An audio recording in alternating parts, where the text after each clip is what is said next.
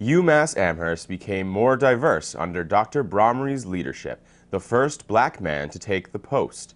He hired numerous faculty of color and secured a home for the archives of W.E.B. Du Bois and Horace Mann Bond, making the library a leading repository for African American thought.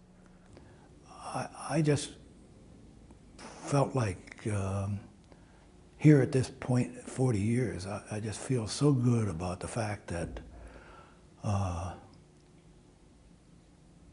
people in this country, in fact, people in the world now are going to see what it was when I said how I felt after I read Du Bois.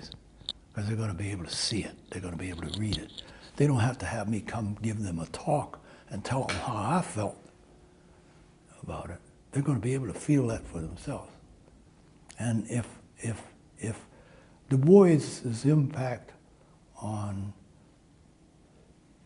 people outside the University of Massachusetts, people outside of me and others here are touched, even if a small percentage of the people are touched by Du Bois like I have been, you know,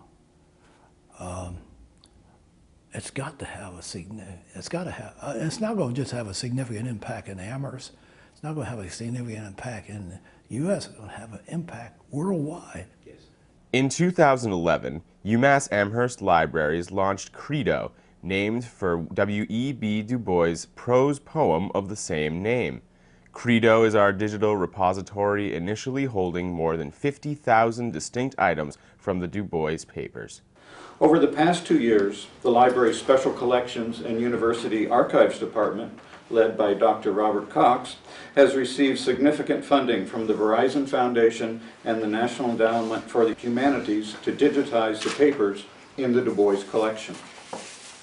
As stewards of the W.E.B. Du Bois papers and the Boyhood Homesite in Great Barrington, UMass Amherst Libraries and the Du Bois Center are committed to promoting the legacy of Dr. Du Bois. In 1970, Dr. Bromry transported the papers of W.E.B. Du Bois out of Cairo, Egypt.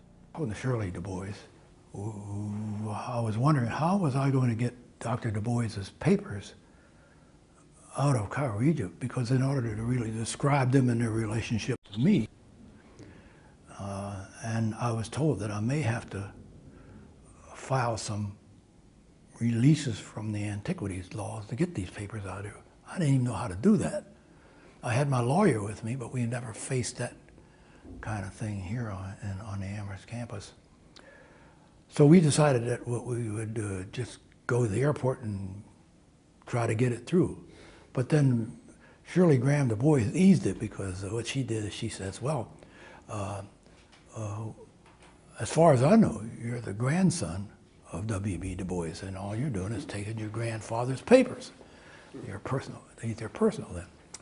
And so it was, but we never had to use it. But I thought that's what happened when we got the papers to the airport. And as I mentioned this morning in my talk, there were about 70 or 80 big cartons, big cardboard cartons filled with stuff. And we had to fill out a manifest before they could be put on the airplane. So we had to list every item on this manifest and shipping it out so that they would know what was in the boxes without having to open the whole box. Well, we got to the airport, and the customs agent that was with me had a copy of the manifest, and he said to me, "Can you open that box?" And I said, "Yeah." So I opened the box, and he reached down in and he grabbed something and pulled it out. And what he pulled out, I recognized right away, was the reel of film of W.E.B. Du Bois and Shirley Graham Du Bois' visit to China in 1959 at the invitation of Mao Zedong.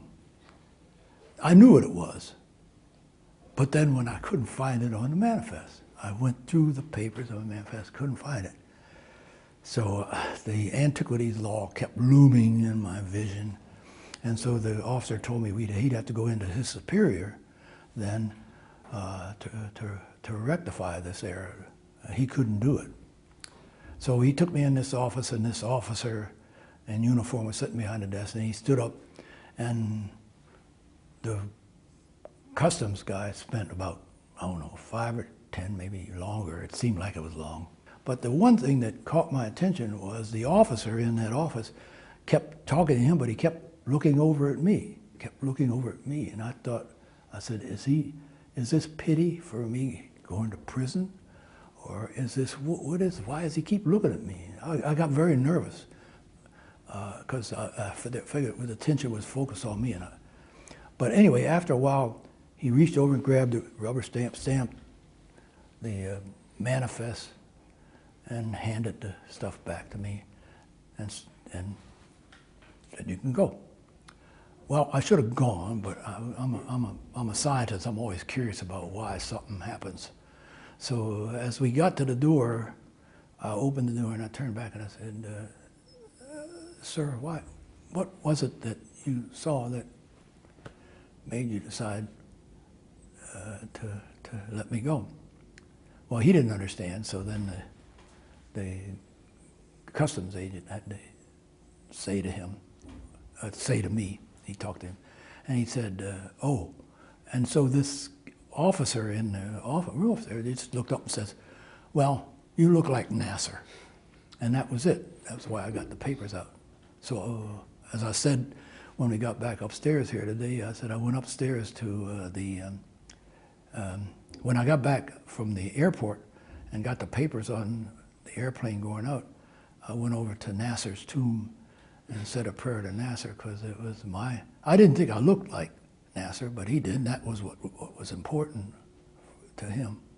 Dr. Randolph Brommery helped establish the W.E.B. Du Bois Center at UMass Amherst Libraries to preserve the legacy of Du Bois. I have never been so emotionally moved in anything that I remember, like reading how Du Bois talked about racism and sexism and what was happening with our country, what's happening with our people. We've lost that. If we better understood